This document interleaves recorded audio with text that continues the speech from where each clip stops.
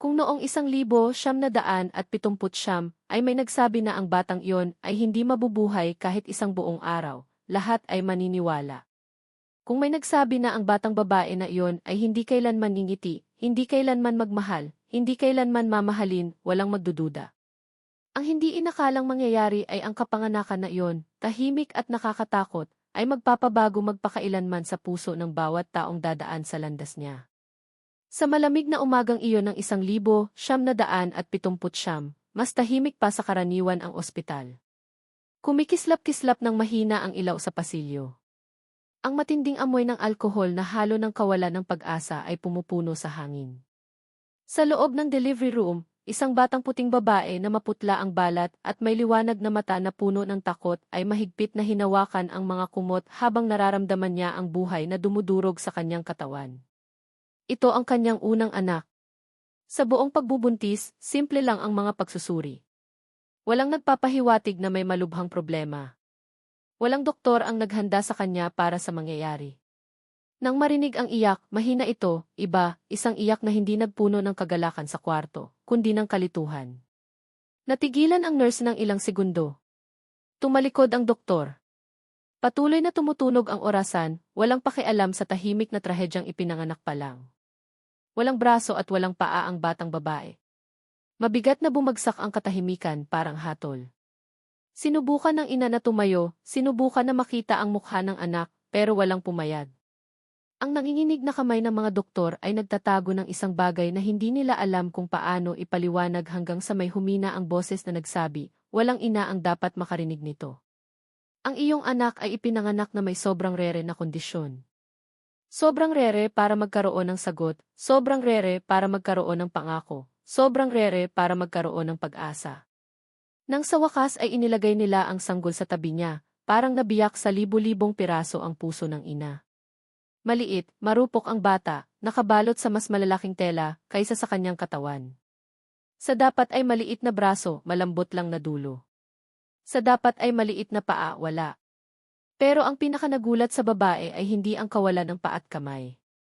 Ang mga mata nito. Malinaw, halos asul na mata na dahan-dahang bumukas at parang naghahanap ng isang bagay sa mundo. Parang naghahanap ng pag-ibig. Umiiyak ang ina nang hindi pa niya naranasan. Umiiyak sa takot, sa guilt, sa sakit, sa galit. Tahimik niyang tinanong ang sarili kung ano ang ginawa niyang mali. Tinanong niya ang Diyos, bakit siya? Bakit ang batang to? Bakit ganito? Ang ama, nakatayo sa sulok ng kwarto, hindi makalapit.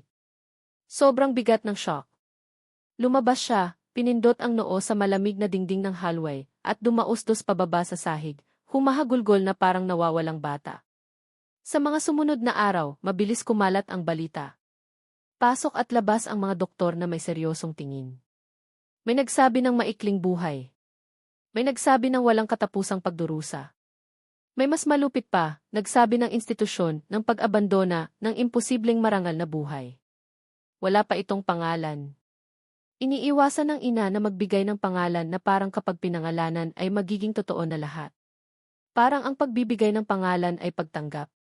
Sa gabi, mag-isa sa kwarto, pinapanood niya ang anak na natutulog ng tahimik, nahihirapang huminga, at nararamdaman niya ang takot na hindi kayang pigilan sa dibdib. Takot sa hinaharap, takot sa hatol ng iba, takot na hindi sapat ang lakas niya. Noong 1979, hindi mabait ang mundo sa mga iba. Wala pang social media para mag-share ng kwento ng pagtagumpayan ang hirap. Wala pang inclusion campaigns. Wala pang accessibility. Mga hagdan lang, bulungan at saradong pinto. May mga bisita na pumasok dahil sa usisa. Mabilis silang tumingin at umalis nang walang sinasabi. May iba pang nagsasabi ng mas masakit kaysa sa tulong. Alam ng Diyos ang ginagawa niya. Baka mas mabuti pa yan. Bata ka pa naman, pwede ka pang mag-try ulit. Bawat salita ay parang kutsilyo. Pero may isang bagay sa batang iyon na hindi maipaliwanag ng kahit sino. Kahit marupok, kahit limitado ng sariling katawan, tumutugon siya sa haplos ng ina. Kapag umiiyak ang ina, gumagawa ang bata ng mahinang tunog, parang sinusubukang sumagot. Kapag nagsasalita ang ina, tumatahimik siya. Parang sinasabi niya ng walang salita, nandito ako. Huwag mo akong sukuan. Sa ikatlong gabi sa ospital, hindi makatulog ang ina. Nakatitig sa kisame, nakikinig sa malayong beep ng ibang machine, hanggang sa maramdaman niya ang pagbabago sa loob niya. Lumapit siya sa crib, dahan-dahang hinawakan ang mukha ng anak, at sa unang pagkakataon ay sinabi ng malakas, mabubuhay ka sa sarili mong paraan. Pero mabubuhay ka. Sa sandaling yon, nagdesisyon siya na pwedeng ang malupit ang mundo. Pero hindi siya lalaki nang walang pag-ibig ang anak niya, kahit hindi niya alam kung paano, kahit walang sagot, kahit may takot. Binigyan niya ng pangalan ang bata ng umagang iyon, isang simpleng pangalan, pero puno ng kahulugan para sa kanya. Isang pangalan na sumisimbolo ng liwanag sa gitna ng dilim. At habang binubulong niya ang pangalang iyon, tumutulo ang luha sa maliit na kumot ng crib. Nanatiling skeptical ang mga doktor. Sabi nila, critical ang unang ilang buwan, pwede magkaroon ng impeksyon, baka hindi makayanan ng katawan, baka mas mabuti nang huwag mag-expect. Pero tuwing may nagsasabi na hindi mabubuhay ang bata, parang mailumalakas sa loob ng ina. Isang hilaw, halos mabangis na instinto, isang pag-ibig na hindi nangangailangan ng paliwanag. Nang sa wakas ay ma-discharge sila, ang paglabas sa ospital ay minarkahan ng mahabang hagdan. May mga umiwas ng tingin, may mga tumingin ng may awa. Hinawakan ng ina ang anak ng may sobrang ingat, parang pinoprotektahan ang pinakamahalaga sa mundo. At nasa labas na. Hinawakan ng malamig na hangin ang mukha ng bata. Bumukas muli ang maliwanag niyang mata, sumasalamin ang liwanag ng araw. Walang makakaisip doon na ang batang ito, na itinuring na imposible, ay nagsisimula pa lang ng isang paglalakbay na magpapaiyak, magpapatanong, at magtuturo sa tunay na kahulugan ng lakas sa marami.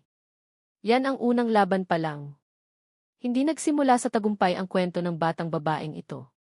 Nagsimula ito sa pagtanggi, takot at katahimikan. Pero nagsimula rin ito sa isang pangako sa puso ng isang inang ayaw sumuko. At ang susunod na mangyayari ay susubukin hindi lang ang pamilyang iyon, kundi ang lahat ng dadaan sa landas ng batang ito na ipinanganak ng walang braso at walang paa, pero may pusong kayang baguhin ang kapalaran. Mas mahirap pa sa inaakala ng ina ang unang mga buwan sa bahay. Walang mga mapagmahal na nurse o doktor sa labas ng ospital. Tahimik, mahabang gabi at mga tanong na walang sagot. Bawat hininga ng bata ay binabantayan na parang huli na. Bawat iyak ay nagpapabilis ng tibok ng puso ng ina. Kailangan ng bata ng constant care. Ang pagpapakain ay nangangailangan ng pasensya, adaptation at creativity. Walang manual kung paano palakihin ang batang walang braso at paa. Noong 1979, trial and error lahat. Maraming beses umiiyak mag-isa ang ina sa banyo, para hindi maramdaman ng anak ang kawalan ng kumpiyansa niya. Pagkatapos ay pinupunasan niya ang mukha, humihinga ng malalim at bumabalik na nakangiti. Mabagal na lumapit emosyonal ang ama. Tinutupad niya ang obligasyon, nagtatrabaho sa labas, nagdadala ng pera sa bahay, pero may invisible distance sa pagitan niya at ng anak. Hindi kulang sa pag-ibig. Takot. Takot na makakabit at mawawala. Takot na hindi makayanan ang sakit. Sa gabi, pinapanood niya ang anak na natutulog at nagtatanong kung handa ba siya sa ganitong pagiging ama. Nalaman agad ng mga kapitbahay. May lumapit na may pag-aalala na maskara ng usisa. May umiiwas sa usapan. May tumatawid sa kalsada para hindi makita. May nagsasabi na parusa ang batang iyon.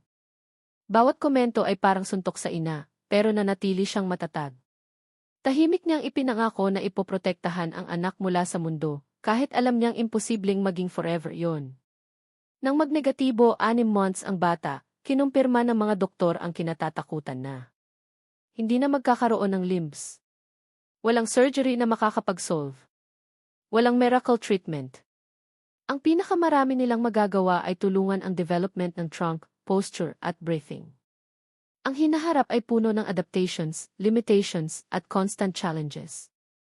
Nakinig ang ina ng walang luha.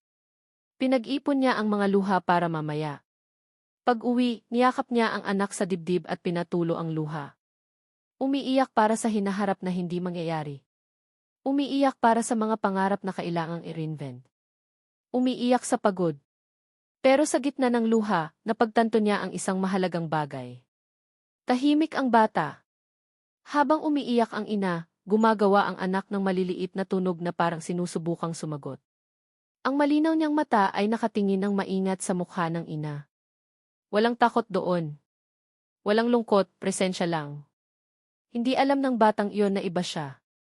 Hindi alam na imposibleng tingnan siya ng mundo. Simple lang siyang umiiral. Sa araw na yon, naintindihan ng ina na kailangan niyang baguhin ang paraan ng pagtingin niya sa buhay. Kung ituring niyang kulang ang anak, ganoon din ang gagawin ng mundo. Kung naniniwala siyang kayang-kaya ng bata, baka balang araw ay matutunan din ng mundo. Dahan-dahang lumipas ang mga taon. Bawat maliit na tagumpay ay ipinagdiriwang na parang milagro. Nang matutong mas maayos na itaas ang ulo, may celebration. Nang makapag-turn over sa kama mag-isa, umiyak ng tuwa ang ina. Nang bigkasin ang unang salita, napuno ng pag-asa ang bahay. Pero hindi lahat ay maayos. Pag-abot sa school age, dumating ang unang malaking realidad check. Tinanggihan ng pinakamalapit na paaralan ang enrollment. Sabi nila wala silang facilities. Hindi nila alam kung paano ay handle ang ganitong uri ng bata. Mas mabuti raw maghanap ng specialized place. Lumabas ang ina sa paaralan na may anak sa bisig. Parang isinasara ng mundo ang mga pinto bago pa man subukan ng bata na pumasok. Sinubukan niya ang ibang paaralan.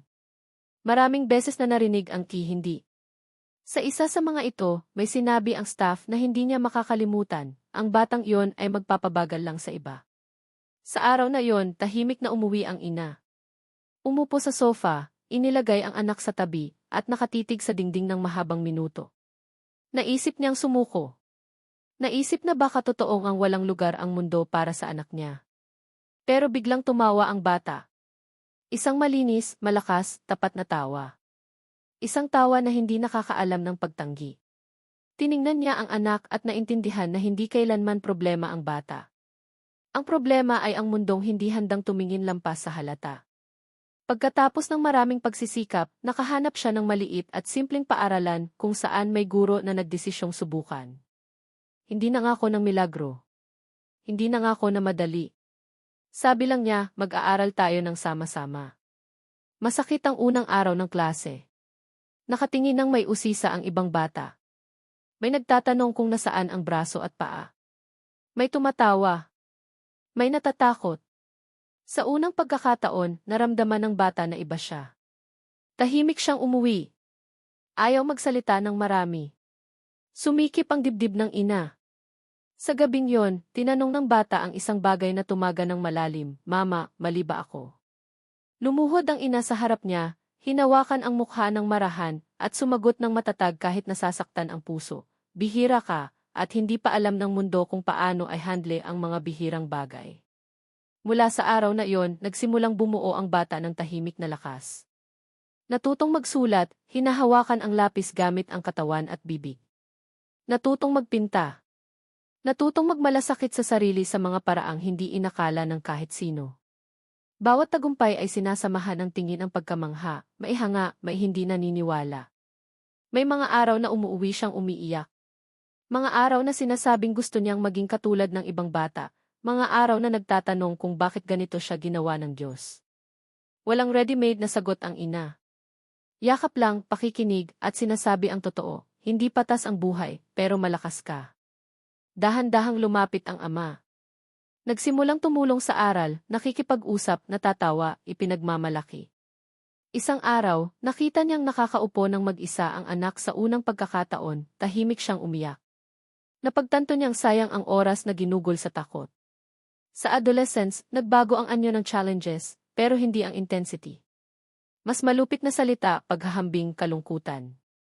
Habang nag-uusap ang ibang babae tungkol sa pag-ibig, damit, at sayaw, nagtatanong siya kung may makakakita kaya sa kanya lampas sa disability.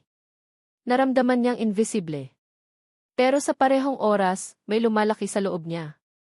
Isang pagnanais na patunayan na umiiral siya, na nakakaramdaman siya, na nagmamahal siya, na karapat-dapat siyang mabuhay ng buo.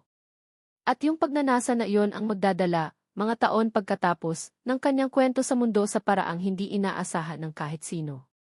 Dumating nang walang paunawa ang pagiging matanda. Habang nagpaplano ang iba ng college, trabaho, independence, nagtatanong siya kung bukas ba talaga ang mga landas na iyon para sa katulad niya. Hindi pa handa ang mundo para sa ibang katawan. Hindi aksesible ang mga kalsada. Mabigat pa rin ang hagdan. Kaunti ang oportunidad. Gayunpaman, nagpumilit siya. Tinapos ang pag-aaral ng doble ang effort. Nag-aral ng higit sa lahat. Hindi dahil gustong patunayan ang isang bagay, kundi alam niyang para sa kanya, ang pagkakamali ay mas malaki ang halaga. Bawat pagkakamali ay gagamitin bilang ebidensya na hindi siya kaya. Bawat tagumpay ay titingnan bilang exception. Habang naghahanap ng kurso, narinig niya ulit ang parehong mga salita na nakatago sa pag-aalala, maaaring masyadong mahirap yan para sa iyo. Naisip mo na bang magsimpleng bagay? Baka manatili na lang sa bahay? Baka tanggapin mo na ang mga limitasyon mo. Pero hindi siya pumayag. Nagsimulang magsulat, una para sa sarili lang. Isinulat ang sakit na hindi sinasabi ng malakas, ang mga araw na pakiramdam niya pabigat, ang mga gabi na umiiyak ng walang nakakakita. Pero isinulat din niya ang tungkol sa ina, sa lakas na natanggap mula sa unang araw, sa pag-ibig na nagpatuloy sa kanya ng buhay kapag lahat ay mukhang imposible. Isang araw, may nabasa ang isa sa mga text na yon, pagkatapos ay isa pa, pagkatapos ay iba pa. Nagsimulang umikot ang mga salita niya. Ang mga taong hindi pa kailanman tumingin sa may disability ng ganito ay umiiyak habang binabasa ang nararamdaman niya. Sa unang pagkakataon, napagtanto niya na ang boses niya ay makakapunta sa mga lugar na hindi kayang puntahan ng katawan niya. Pero tulad ng dati, sinubukan ulit ng buhay ang kanyang katatagan. Nagkasakit ang ina. Ang parehong babaeng nagdala sa kanya sa bisig laban sa hatol ng mundo ay ngayon mahina, pagod, dependent. Nagbaligtad ang mga tungkulin. Ang anak na walang braso at paa ay nagsimulang alagaan emosyonal ang ina. Upo sa tabi ng kama, magkukwento, aalalahanin ang mga alaala, papatawain ang ina kahit nasa sakit. Sa isa sa mga gabing yon, hinawakan ng ina ang mukha ng anak at sinabi ang isang bagay na mag-iiwan magpakailanman sa memorya niya, "Ikaw ang pinakamahirap at pinakamagandang nangyari sa buhay ko." Maya-maya, pumanaw ang ina. Devastating ang pagkawala. Ang babaeng naging kalasag, kanlungan, lakas niya ay wala na.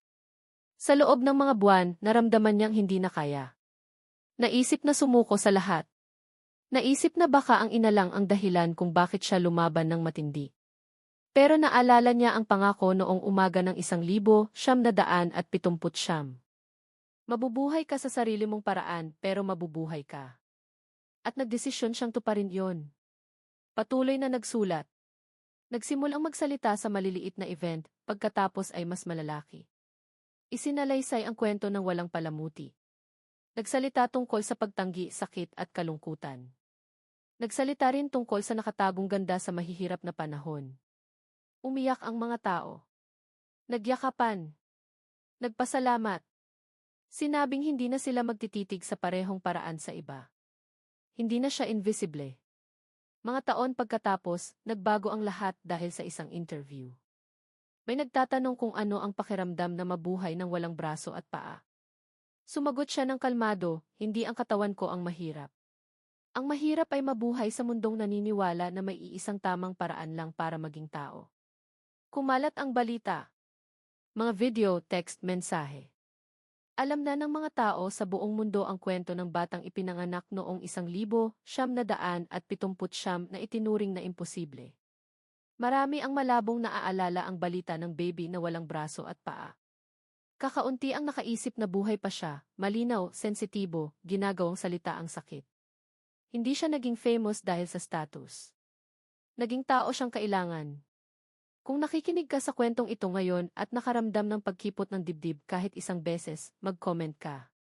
Isulat kung saan ka nanonood at sabihin kung ano ang pinaka-touch sa'yo hanggang ngayon. Minsan, ang pag-share ng nararamdaman ay nakakatulong sa isang taong tahimik sa kabilang side ng screen dahil ang mga kwentong ganito ay hindi para itago. Para ikonekta. At ang pinakakakagulat na bahagi ng paglalakbay na ito ay darating pa lang. Sa paglipas ng panahon, natutunan niya ang isang bagay na kakaunti ang natututo, na ang pamumuhay ay hindi lang paghinga. Ito ay pagtitiis. Ito ay pagbangon araw-araw kahit masakit ang katawan. Kahit pagod na pagod ang kaluluwa. Kahit paulit-ulit na sinasabi ng mundo na wala kang lugar. Nagsimulang maglakbay para ikwento ang kwento. Sa bawat lungsod, sa bawat auditorium, maliit man o malaki, may umiiyak sa audience. Mga ina na may guilt. Mga taong naisip na sumuko. Mga kabataan na kinamumuhian ang sariling reflection sa salamin. At palagi pagkatapos ng talk, may lalapit at sasabihin ang parehong bagay, kung kaya mo, baka kaya ko rin. Hindi niya sinabing madali. Hindi niya ibinenta ang overcoming adversity bilang palaging maganda. Nagsalita siya ng kalungkutan, galit, inggit sa mga katawang hindi kailanman nag-isip kung paano hawakan ang baso o buksan ang pinto. Pero nagsalita rin siya ng pasasalamat, ng pag-ibig na natanggap, ng lakas na ipinanganak kapag wala ng ibang choice kundi magpatuloy. Sa isa sa mga biyahe, tinanong siya ng reporter ng tanong na inaasahan niya ng maraming taon, kung pwede kang pumili, gusto mo bang ipinanganak ng iba? Humugot siya ng malalim na hininga. Naalala ang ina. Naalala ang mahihirap na gabi. Naalala ang lahat ng nawala at lahat ng nakuha. Pagkatapos ay sumagot, hindi ko pipiliin ang sakit, pero hindi ko rin buburahin kung sino ako dahil dito.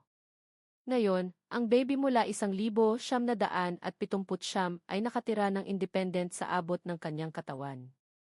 Patuloy na nagsusulat. Patuloy na nagsasalita. Patuloy na hinahawakan ang buhay ng iba.